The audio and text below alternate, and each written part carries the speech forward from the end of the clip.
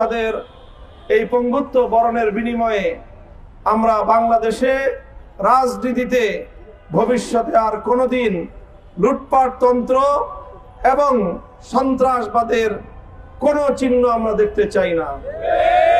এই জন্য আমরা নিজেরা জেগে উঠেছি। আমাদের ঢাকা 13 আসনের প্রতিটি নাগরিককে আমরা জাগ্রত করতে চাই। এই জাগরণের লক্ষ্যেই ঢাকা 13 আসনের দক্ষিণ প্রান্ত থেকে আমরা জাগরণী পদযাত্রা শুরু করেছি। আজ 6ষ্ঠ দিনের মতো আমরা মোহাম্মদপুর থানার অলিগলি, আদাবর থানার অলিগলি, এই সকল জায়গায় আমাদের পদযাত্রার কর্মসূচি পালন করে এখন আমরা শ্যামলী বাস স্ট্যান্ডে এসে 6ষ্ঠ দিনের মতো আমাদের জাগরণী পদযাত্রার কর্মসূচি সমাপ্ত ঘোষণা করছি। ইনশাআল্লাহ এরপরে আরেকদিন আমরা আমাদের পরবর্তী যে শেরেবাংলা নগর, সেই শেরেবাংলা নগর থানায়ও ইনশাআল্লাহ আমাদের জাগরণী এই পদযাত্রার কর্মসূচি পালিত হবে এবং আমরা আমাদের সকল নাগরিক বৃন্দকে, ভোটারদেরকে, জনতাকে আমরা লুটপাটতন্ত্র এবং সন্ত্রাসের বিরুদ্ধে জাগ্রত করে তুলব।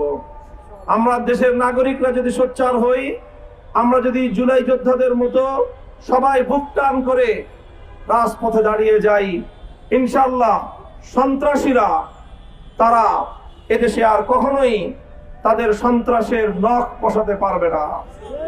তারা বাংলাদেশের মানুষের ভাগ্য নিয়ে আর ছিনিমিনি খেলতে পারবে না। এদেশের নিরীহ মানুষের জীবন নিয়ে সন্ত্রাসীরা আর ছিনিমিনি খেলতে পারবে না।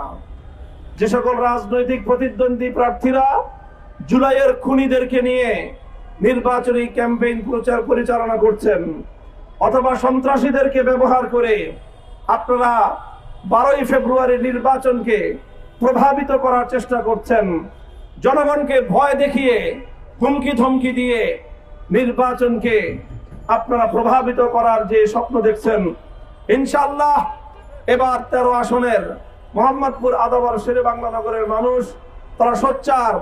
সন্ত্রাসবাদের বিরুদ্ধে তারা এই আসনের জনগণ জিরো টলারেন্স নীতিতে ইনশাআল্লাহ মাঠে নামবে। ইনশাআল্লাহ 12ই ফেব্রুয়ারি আমরা গণভোটে হ্যাঁ বাক্সে সিল মারব আর সংসদ নির্বাচনে রিকশা মার্কায় সিল মারব। এই জন্য আমাদের স্লোগান, গণভোটে হ্যাঁ দিন, রিকশা মার্কায় ভোট দিন। রিকশা মার্কায় ভোট দিন, গণভোটে হ্যাঁ দিন। ইনশাআল্লাহ আগামীর বাংলাদেশ হবে জনতার বাংলাদেশ। আগামীর বাংলাদেশ হবে লুটপাট মুক্ত বাংলাদেশ। আগামীর বাংলাদেশ হবে সন্ত্রাস মুক্ত বাংলাদেশ।